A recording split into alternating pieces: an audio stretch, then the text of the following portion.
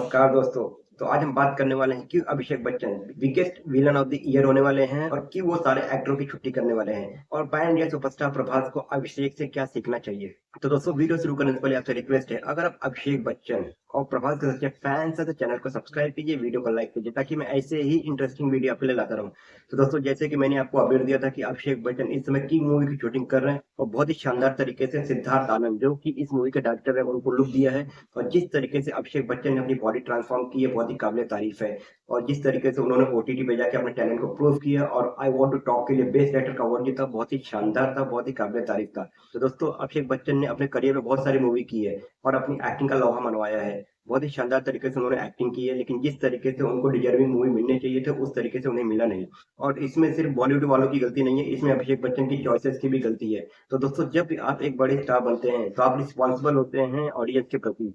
अगर आप कोई मूवी सेलेक्ट कर रहे हैं या कोई स्क्रिप्ट सेलेक्ट कर रहे हैं तो आपको बखूबी उस पे देखना है कि किस तरीके से मूवी बनाई जाएगी और ऑडियंस के पर्सपेक्टिव से देखना है कि किस तरीके की मूवी बन रही है। तो दोस्तों जितने भी एक्टर है जब वो मूवी की शूटिंग खत्म करते हैं तो उन्हें उस मूवी को एडिट होने के बाद देखना चाहिए एक ऑडियंस के पर्सपेक्टिव से, तो उनको पता चलेगा कि इस मूवी में क्या खामियां है और क्या खूबियां है और कहाँ पे सुधार करनी है। तो दोस्तों इसके लिए अभिषेक बच्चन ने अपने ऊपर मेहनत की है, सिल्वर स्क्रीन पर लौट रहे हैं क्योंकि उन्होंने अपनी आइडियोलॉजी पे काम किया है, अपने स्क्रिप्ट सिलेक्शन पे काम किया है और अपनी गलतियों से सीखा है। और अपनी गलतियों से सीखने के बाद उन्होंने ओटीटी पे अपनी मेहनत की है, अपने टैलेंट को प्रूव किया है, अपनी एक्टिंग में सुधार लाया है। अब वो किंग मूवी के साथ लौट रहे हैं। इलियाजा साहब के मेकर की सबसे बड़ी गलती ये थी कि उन्होंने अपने सारे पैसे हवेली बनाने में लगा दिए, सेट्स बनाने में लगा दिए, जिसकी वजह से इसका बजट बढ़ गया। जितना ज्यादा से ज्यादा शूटिंग ओरिजिनल प्लेस पे होगी उतना ज्यादा रियल दिखेगा। आज की पब्लिक वीएफएक्स और सीजीआई के मामले में बहुत ही पुअर है, उनको ये सब समझ में नहीं आता और ज्यादातर पैसे वीएफएक्स और सीजीआई पे खर्च हो रहे हैं।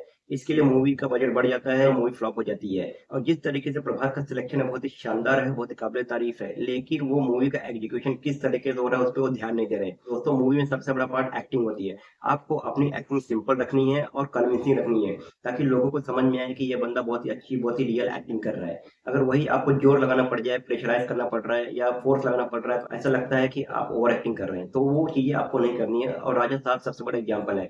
और प्रभास को ये भी सोचना है कि उनको ज़्यादा एफर्ट लगाने की कोशिश नहीं करनी है क्योंकि वो एक बहुत ही अच्छे एक्टर हैं और जैसे खड़े हो जाते हैं उनका स्क्रीन प्रेजेंस बहुत ही शानदार होता है। तो दोस्तों अगर वो सिंपल डायलॉग बोलेंगे तो भी वो बहुत ही हैवी लगेगा क्योंकि आवाज़ उनकी मोटी है। इसलिए उनको अभिषेक बच्चन से सीखना चाहिए क्योंकि अभिषेक बच्चन ने एक्टिंग पे जोर दिया ना कि बॉडी बिल्डिंग में।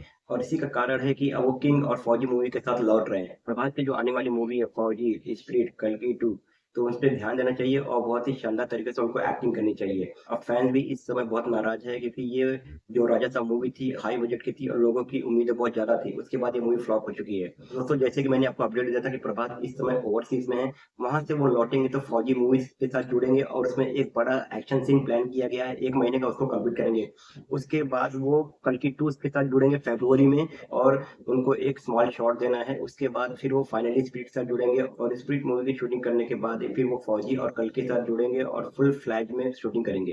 तो दोस्तों अगर आपको ये जानकारी अच्छी लगी तो इस चैनल को सब्सक्राइब कीजिए, वीडियो को लाइक कीजिए और कमेंट्स में जरूर लिखिए कि आप कौन सी मूवी के लिए ज्यादा एक्साइटेड है, किंग, फौजी या कल की 2। आज के लिए बस इतना ही, मिलते हैं अगले वीडियो में। Thank you very much.